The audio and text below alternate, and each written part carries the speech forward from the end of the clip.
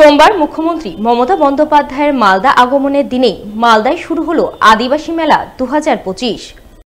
মুখ্যমন্ত্রী মমতা বন্দ্যোপাধ্যায়ের অনুপ্রেরণায় এবং পশ্চিমবঙ্গ সরকারের তথ্য সংস্কৃতি দপ্তর ও আদিবাসী উন্নয়ন বিভাগের উদ্যোগে 2 দিনব্যাপী আদিবাসী মেলার জমকালো উদ্বোধন চোখে পড়ল পুরাতন মালদার পোপলা ঈশ্বরলাল হাই স্কুলে। মেলা শুরুর প্রাক্কালে ব্লক প্রশাসনের পক্ষ থেকে বিভিন্ন স্কুলের ছাত্রছাত্রীদের নিয়ে এক র্যালি আয়োজন করা হয়। র্যালি শেষে সিধু কানুর প্রতিকৃতিতে শ্রদ্ধার্ঘ্য অর্পণের মাধ্যমে 2 দিনব্যাপী আদিবাসী মেলার আনুষ্ঠানিক উদ্বোধন করেন অতিরিক্ত জেলা শাসক অনিন্দ সরকার।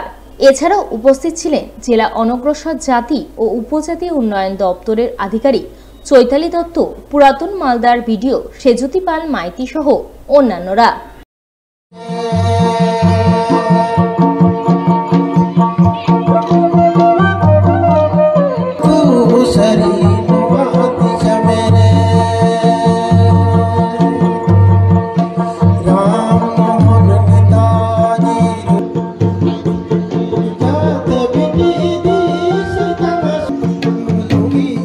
আদিবাসী সংস্কৃতিকে উদযাপন করার জন্য আপনারা জানেন যে আমাদের মাননীয় মুখ্যমন্ত্রী এই আদিবাসী সংস্কৃতি যাতে বজায় থাকে, যাতে তাদের সাংস্কৃতিক শ্রীবৃদ্ধি হয়, সেই জন্য এই ধরনের জয় জোহার মেলা এই সমস্ত আয়োজন করে থাকেন।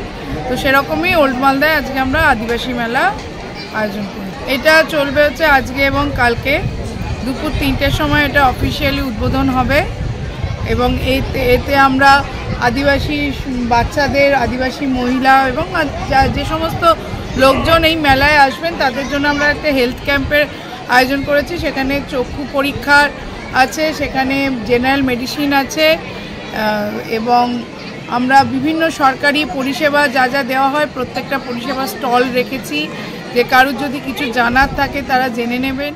টিফিন ক্যারিয়ারে 4টি প্যাকেটে বিপুল পরিমাণ নিষিদ্ধ মাদক পাচারের চক্র ভেস্তে দিল মালদা টাউন স্টেশনে জিআরপি। ডাউন কাটিহার হাওড়া এক্সপ্রেসের জেনারেল কামরায় তল্লাশি অভিযান চালিয়ে প্রায় 10 কোটি টাকার ব্রাউন সুগার সহ গ্রেপ্তার করল এক পাচারকারীকে।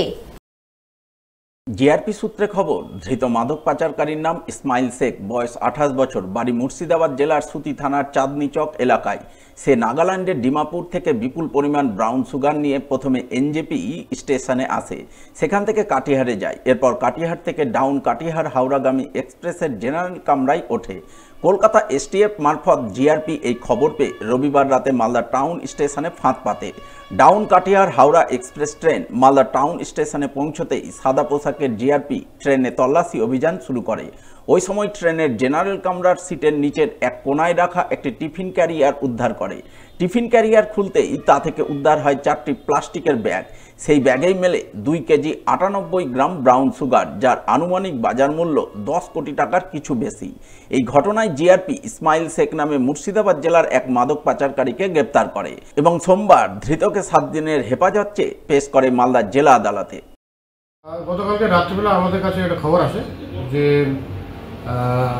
হাওড়া কাটিহার থেকে হাওড়া যাওয়ার ট্রেনে একজন লোক আসতেছে, ওর কাছে প্রচুর পরিমাণে ব্রাউন সুগার আছে। ওই খবরটা আমাদেরকে শেয়ার করছিল, কলকাতা স্টেপ থেকেও শেয়ার করছিল। তো ওই খবরটাকে আমরা ওয়ার্কআউট করতে গেলাম। তো ওই ট্রেন মালদাতে ঢোকার পরে আমরা একটা ব্যক্তিকে আটক করি। ওর কাছে একটা ব্যাগের মধ্যে 5 প্যাকেট ব্রাউন সুগার ছিল। মোট 2 কেজি 100 গ্রাম মতো মোট ব্রাউন সুগার ছিল আর কি। ওটাকে আমরা সিজ করেছি আর লোকটাকে আটক করেছি। মার্কেট ভ্যালু যেটুকু আমাদেরকে খবর দিল, এটা 10 কোটি থেকে একটু বেশি হবে।